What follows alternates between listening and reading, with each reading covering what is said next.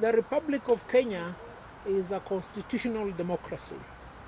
It is a country governed by the rule of law. The parameters within which the country is governed are well set out in the Constitution. We have elected and appointed leaders. All leaders in the Republic of Kenya who are elected swear to uphold the Constitution. On the top of this leadership is the President of the Republic of Kenya. Beneath the President of the Republic of Kenya are several state officers who also swear to uphold the Constitution. The Chief Justice of the Republic of Kenya is one of the appointed state officers. He also swears to uphold the Constitution. All advocates, upon their admission, swear to uphold the Constitution and the rule of law. In the recent past, it has been the order of the day for the government to abrogate the Constitution, to disobey court orders, and to govern in a manner likely to suggest that the Constitution and the rule of law is a great inconvenience in their operations. It is almost 6 months now since the High Court directed the President of the Republic of Kenya to swear in 41 judges recommended for appointment by the Judicial Service Commission. The dereliction on the part of the President of the Republic of Kenya has two consequences. One, it indicates that his legal advisors, and this particular case we're talking about the Attorney General and the Solicitor General, are either giving him the wrong advice or he has refused to listen to their correct advice. It doesn't really matter what of the two is the case, because the position is quite clear. It is the responsibility of the President of the Republic of Kenya to uphold the rule of law and to comply with his obligations under the Constitution. He is compelled by the Constitution to swear in the 41 judges. The failure on the part of his two advisors is one that we as the Law Society of Kenya propose to remedy. In a resolution of the Council of the Law Society made on the 11th of May 2020, the Council unanimously resolved to initiate proceedings to remove the Attorney General and the Solicitor General from the list of advocates. What is the consequence of this action? It means as soon as we remove them from the list of advocates, they will cease being advocates of the High Court.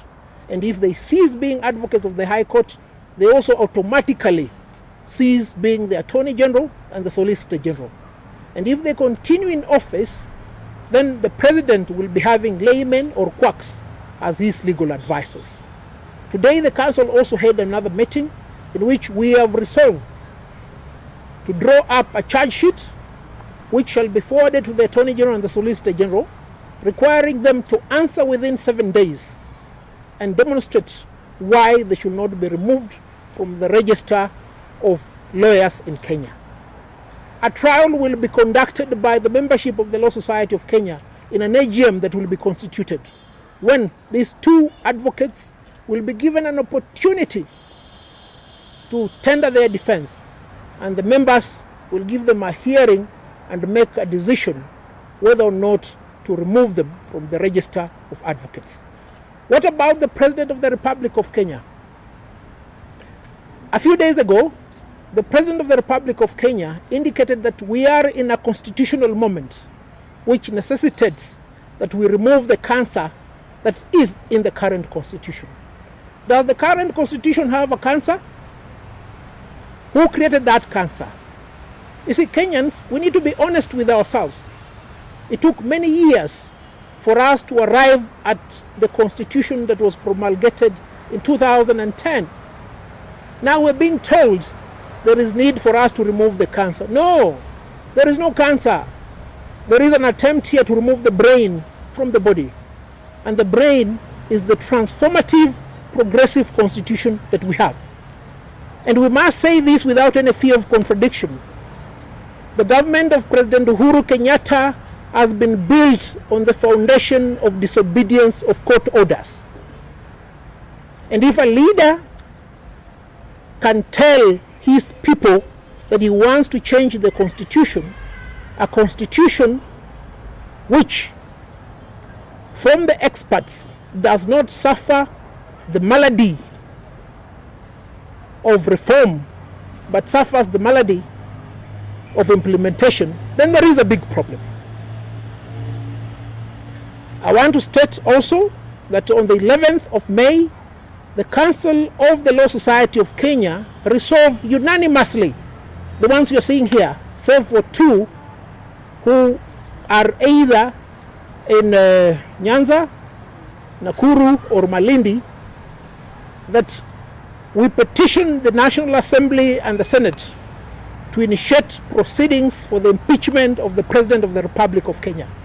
Because we cannot have somebody who has taken the oath to govern in tandem with the Constitution who fails to perform his duties under the Constitution. We'll therefore proceed in the manner in which we've indicated. We'll commence with the removal of the Solicitor General and the Attorney General from the list of advocates, and thereafter we'll petition the National Assembly and the Senate to impeach the President of the Republic of Kenya.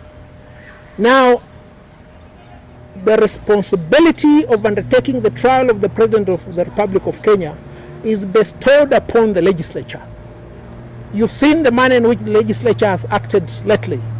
The legislature has been weakened substantially because the executive wants to have control of the other two arms of government. The executive wants to have control of the judiciary, which they have weakened. They want to have control of the legislature, which they are trying to do right now in what is indicated to be a preparatory process towards amending the Constitution. We want the people of Kenya to understand that the person who has the oversight over the executive, and in particular the president, is the legislature. And as and when we submit a petition to the National Assembly, Kenyans must hold their elected representatives to account.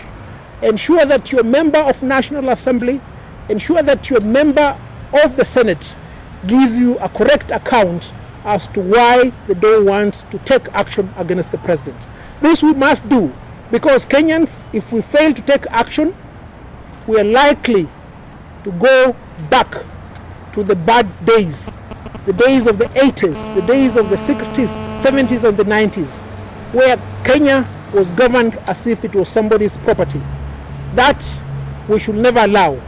You've seen our colleagues in the United States of America rose up and protested, their slogan being Black Lives Matter. What matters to Kenyans? Are you satisfactorily benefiting from the Constitution? Are the leaders performing their duties? That is where we are right now. We want our leaders to perform their duties. That is our resolve as the Law Society of Kenya.